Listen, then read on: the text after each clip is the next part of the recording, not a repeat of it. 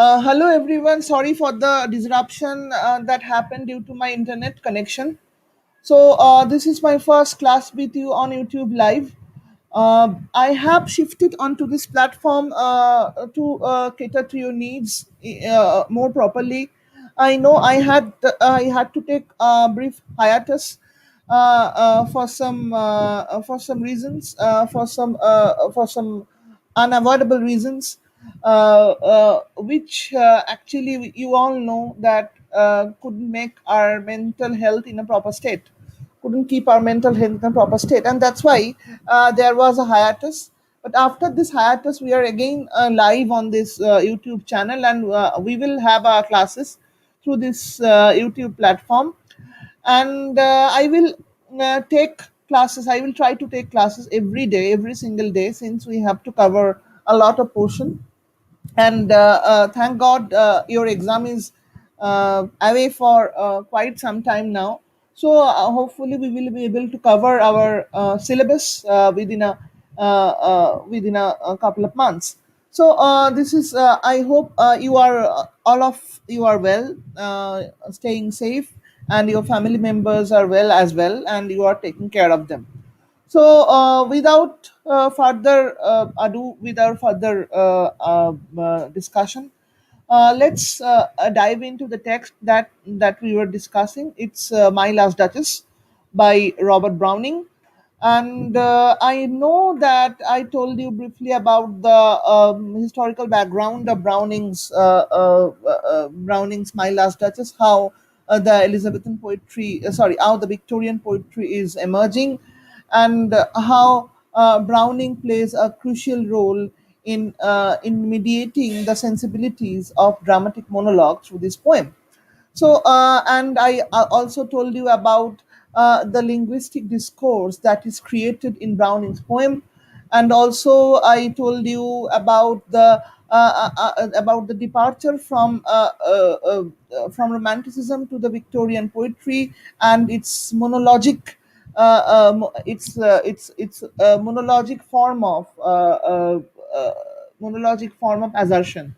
So these are the points that I talked about in my last class, and I also told you about how romantic poetry was quite preoccupied with nature and the self sublimation within nature, and also about bringing about a revolutionary or endorsing a revolutionary impulse, as we find in case of P.B. Shelley.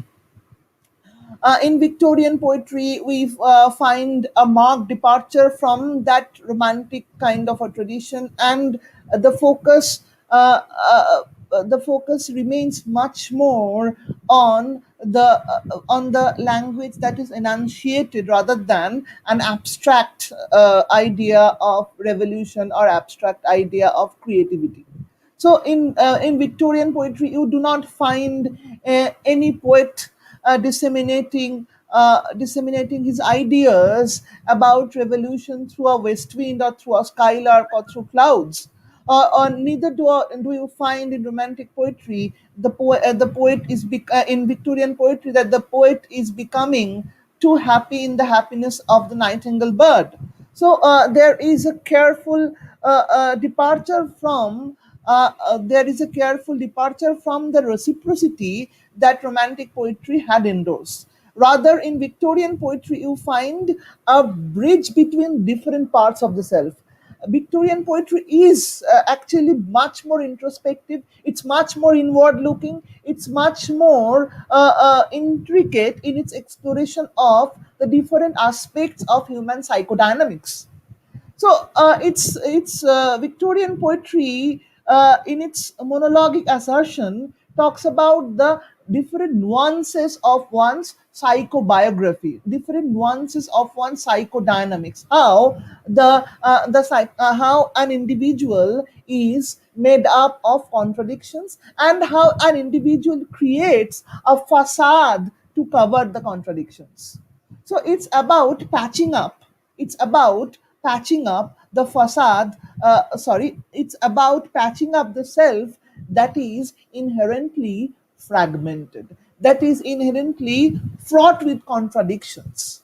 So it's in Victorian poetry, language acts as acts as a means of patching up, প্যাচ করে ল্যাঙ্গুয়েজের কাজটা কি না ভাষার কাজটা কি প্যাচ work করা so the work that language does in case of Victorian poetry is the work of a patchwork. So that's why in Victorian poetry you find so many artifices, so many facades, so many focus on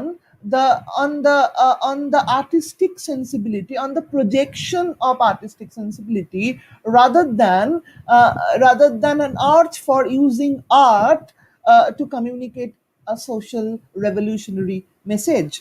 So artistry, the concept of artistry in Victorian poetry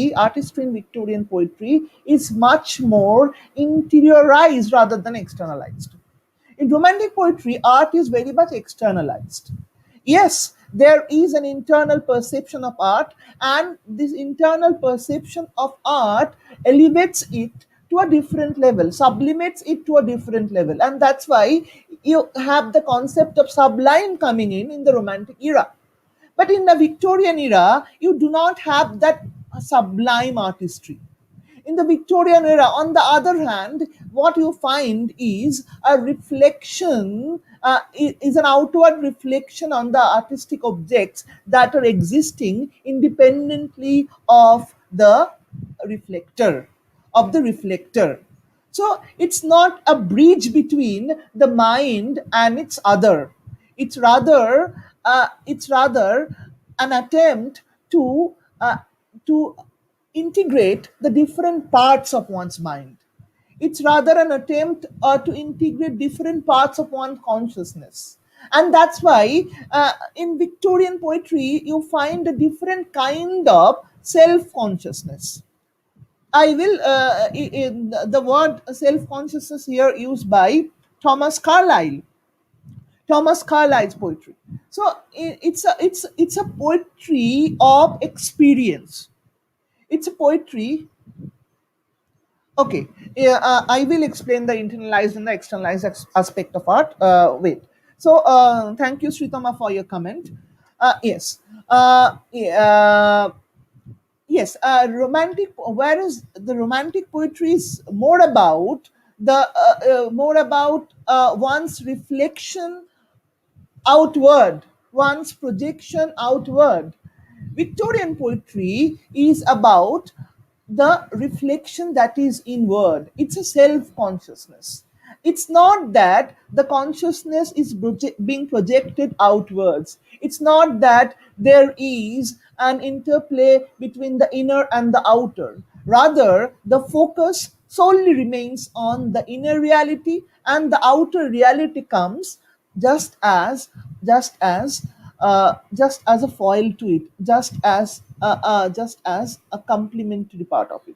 Sometimes it appears as a foil to it, sometimes it appears to complement or supplement the inner reality.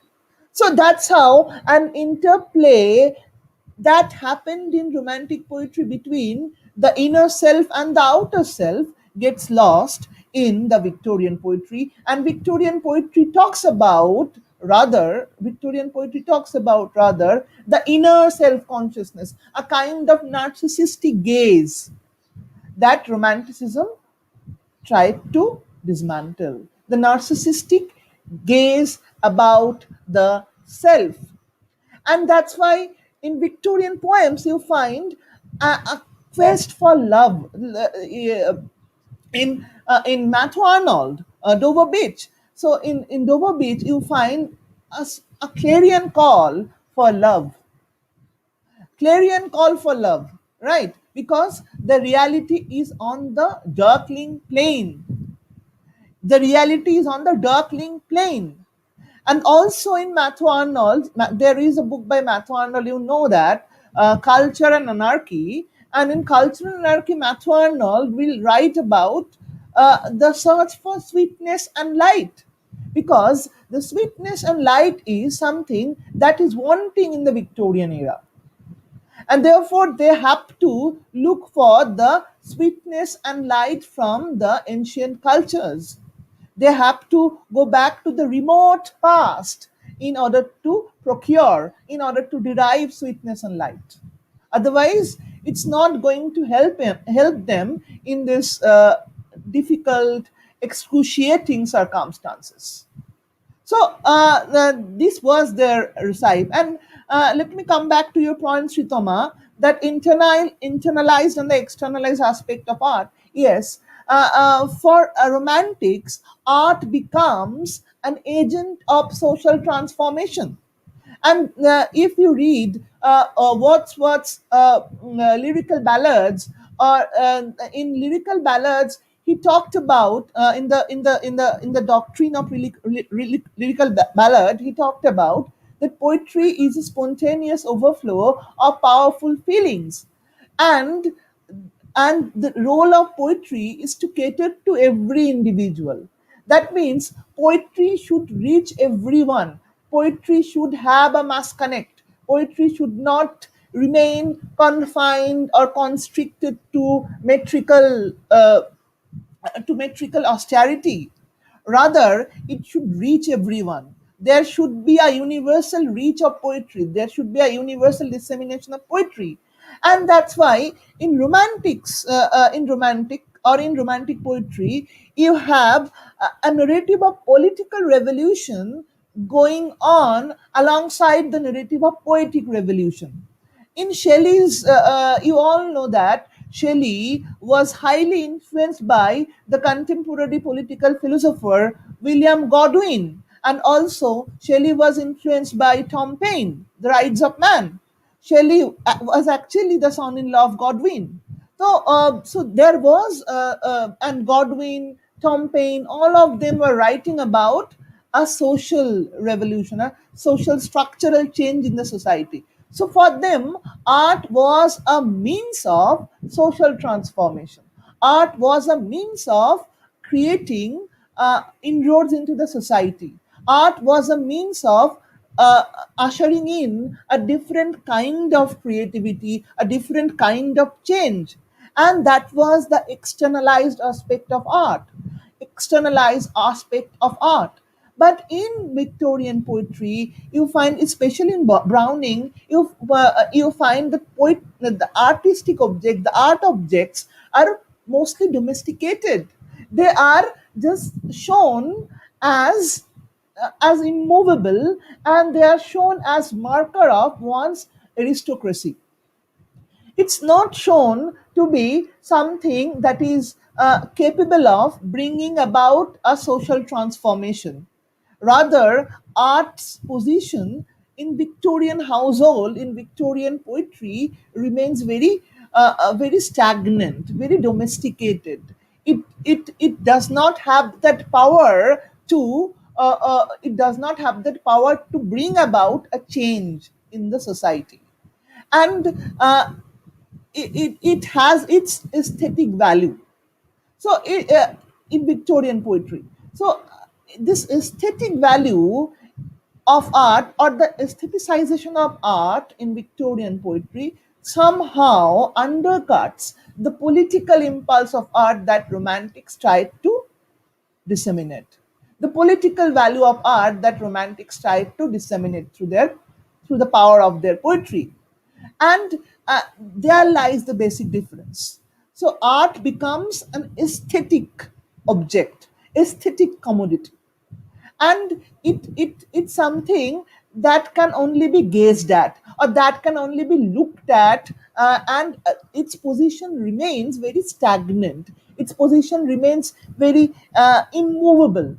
It does not have anything or any power to startle you, to unsettle you. That's the bourgeois commodification of art. That's the bourgeois commodification of art Victorian poetry is leading towards. And in Victorian poetry, also you find that art is in Victorian drama as well. You find that with dramas as well. You find that there is a huge portion especially in the dramas of George Bernard Shaw, huge portion on stage direction. That the stage has to be directed very aesthetically, with so many exotic furnitures and so on and so forth. And the idea of exhibitionism plays a pivotal role in Victorian aesthetics.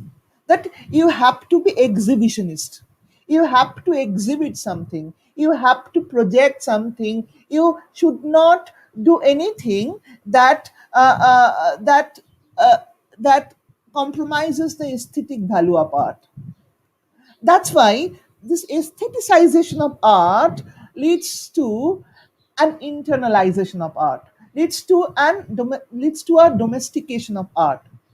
On the other hand, in romantic poetry, you find an attempt to externalize art from the internal sphere of creativity, from the internal domain of creativity, and that's why you have a look outside the look outside the walls of human domesticity and look at creatures like nightingale, skylark, or look at natural phenomena like winds or the clouds or like that.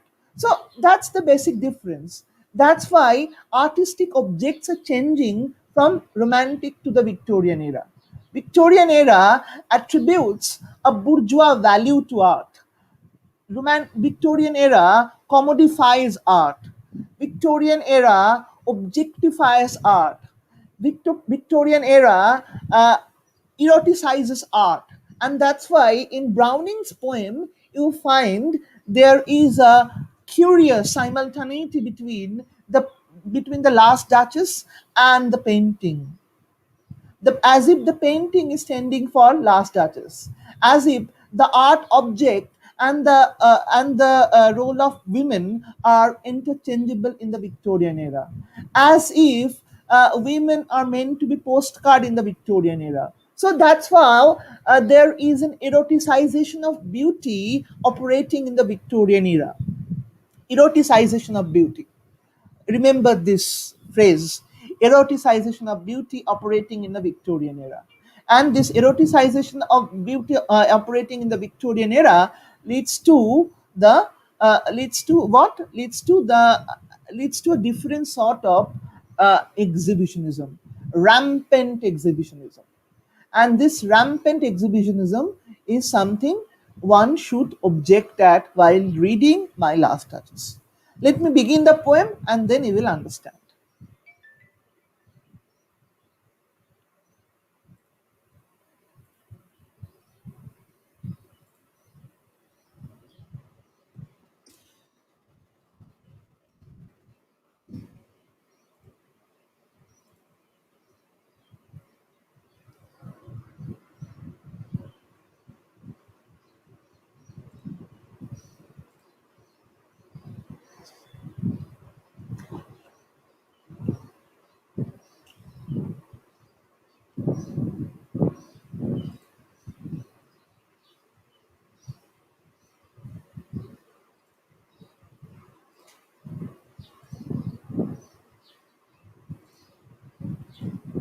Yes. So, can you see the screen? Just write yes in the comment box. Can you see the screen or not? If you are being able to see the screen, please write in the comment box.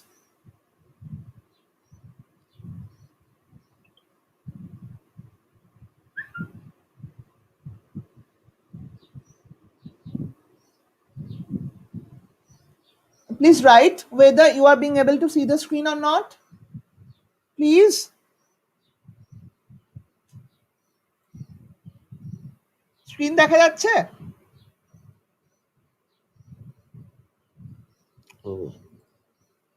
একটু comment করলে ভালো হতো, কেউ যদি একটু comment করতে। আচ্ছা, hopefully I think দেখা যাচ্ছে। তো মাই last duchess by Robert Browning, Ferrara. That's my last duchess painted on the wall, looking as if she were alive. I call that piece a wonder. Now, Fra Pandolf's hands work busily a day, and there she stands. Will it please you? Sit and look at her.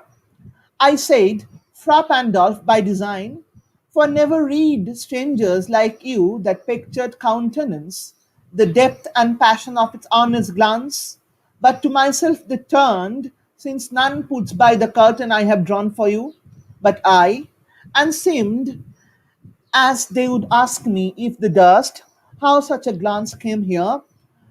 So not the first are you to turn and ask thus. So clearly, there is an indication that that's my last Duchess painted on the world, and the speaker is speaking to someone. The speaker is speaking to someone. That's and pointing at the last Duchess, that my last Duchess is painted on the wall. So there is a male gaze operative from the very first line of the poem, and the male gaze objectifies the Duchess' beauty from the very outset of the poem. That's my last Duchess painted on the wall, looking as if she were alive. That's my last Duchess painted on the wall, looking as if she were alive. As if she were alive. So it clearly projects that the last Duchess is not alive anymore, as if she were alive. But there is a rhetorical ploy about the promotion of artistry from the very outset. First, the last Duchess is painted on the wall, and secondly, as if the last Duchess is alive. That means the last Duchess is no longer alive. But the art is so accurate, the art is so precise that it looks like as if the last Duchess is alive. So the difference between this is what Victorian reality or Victorian literature or Victorian ideology seeks to do. Seeks to do. It seeks to blur the difference between reality and appearance. It seeks to blur the difference between reality and appearance. So in Victorian poetry, you find in Victorian novels as well, you find in the concept of realism that the difference between reality and appearance becoming porous, the difference between reality and appearance becoming blurred. That's my last Duchess painted on the wall, looking as if she were alive. So the last Duchess is painted. So it's not merely the painting; it's also the last Duchess. So the speaker is looking at the last Duchess as well as the painting. So this is how I will the point that I was talking about a few minutes back, that there is a curious simultaneity between the role of woman and role of art in Victorian ideology, in Victorian discourse. That's precisely what is happening now. The male gaze that's hurled at the painting is actually being hurled at the women who is painted over there. So the body of the woman is being exposed by the by Duke of Ferrara, exposed by Duke of Ferrara, and the Duke of Ferrara is not merely looking at the beauty of Last Duchess.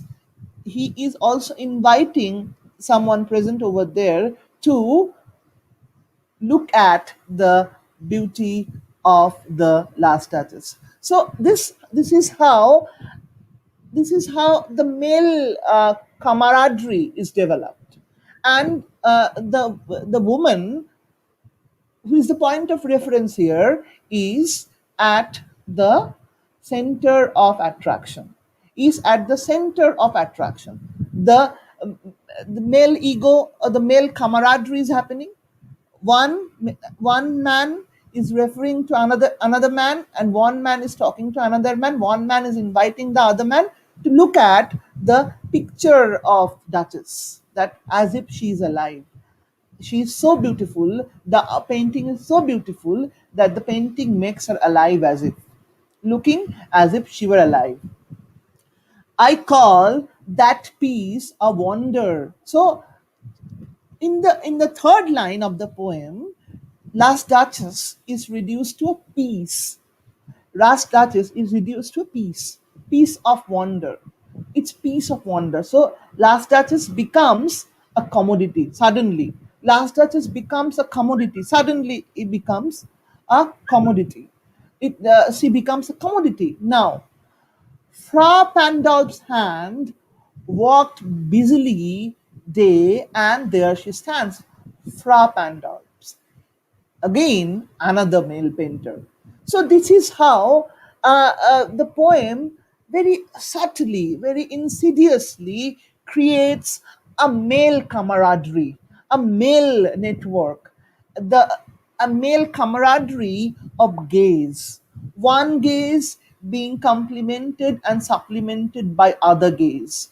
And the Duchess is at the center. Then you have the Duke of Ferrara. Then you have Duke of Ferrara inviting someone to look at the Duchess, and also the reference of Fra Pandolf. So this is how the woman is becoming an object of display, an object of exhibition.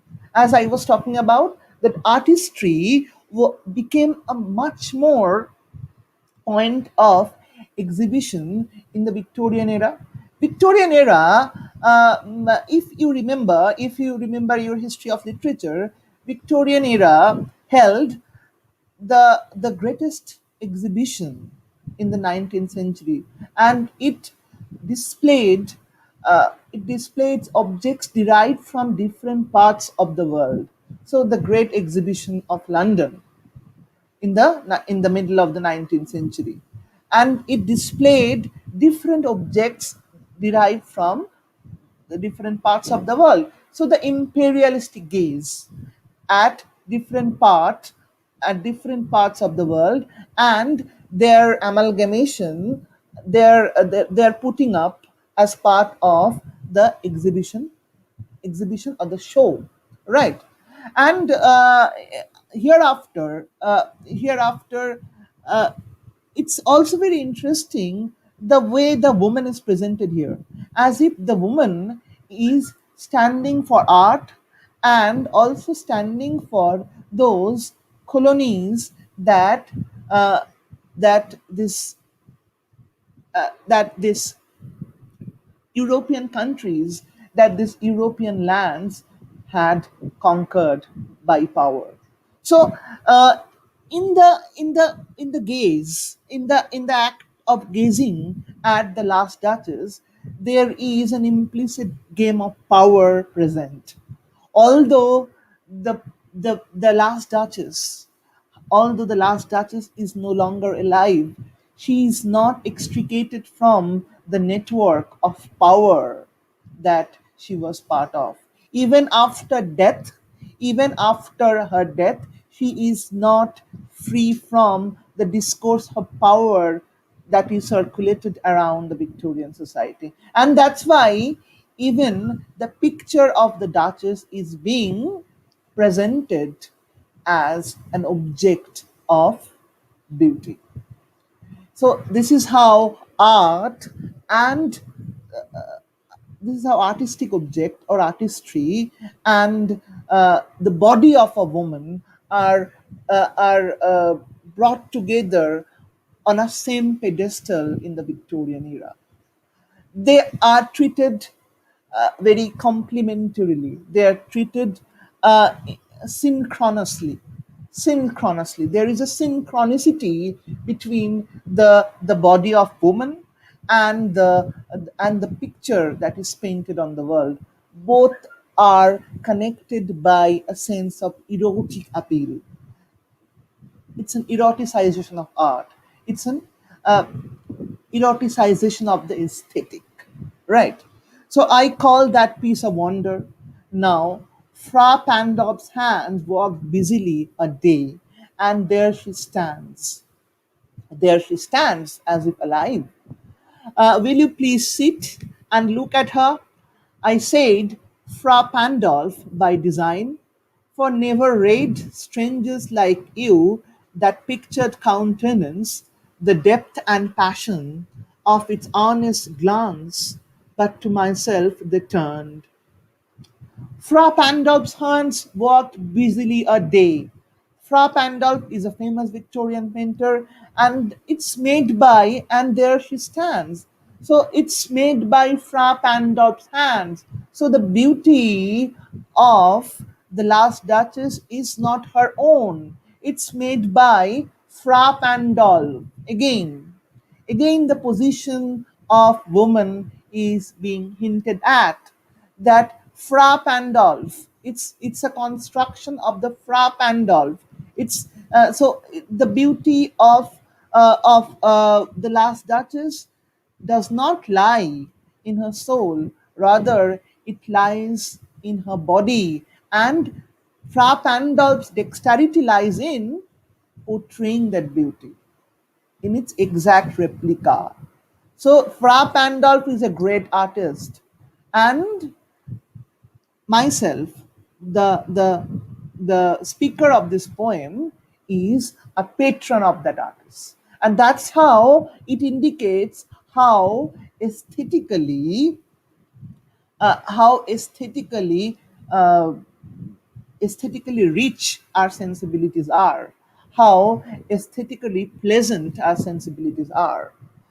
Fra Pandolf's hands walked busily a day, and there she stands. Will you please sit and look at her? I said, Fra Pandolf by design, for never read strangers like you that pictured countenance, the depth and passion of its earnest glance, but to myself they turn. So the depth and passion of its earnest glance, it, as I was talking about, the woman is reduced to a commodity here. The woman is reduced to an artistic piece here. And that's how the eroticization of the aesthetic happens in the poem. Strangers like you, that pictured countenance, the depth and passion of its honest glance, but to myself they turned, but to myself they turn but to myself. আমাকে ছাড়া কারোর দিকে ছাড়া তাকাতেই পারতো না, they turn. Since none puts by the curtain I have drawn for you, but it's under the curtain. The beauty of the Duchess is under the curtain. So I have supreme control over the beauty of Last Duchess. So, what kind of, it's easily imaginable, what kind of alienation the Last Duchess suffered from when she was alive? What kind of suffering she had to encounter when she was alive? ঠিক আছে? So, I will stop here today. Since it's YouTube live, I will not take very long classes because it's taxing for my voice to speak at length for so many minutes. So I will stop here today. And if you have any question, you can write back to me in the WhatsApp group or in the YouTube comment box. And I request you to not to share this YouTube link outside your WhatsApp group, since this design or this type of teaching is devised for you only, for Gokhel College only. So you please don't share this outside your WhatsApp group. You just keep it to yourself. And thank you so much. Stay safe, stay connected, and read poems as much as possible. I know it's very difficult time, but hopefully, fingers crossed, we will be able to tide over this as well. Thank you so much. Thank you for listening.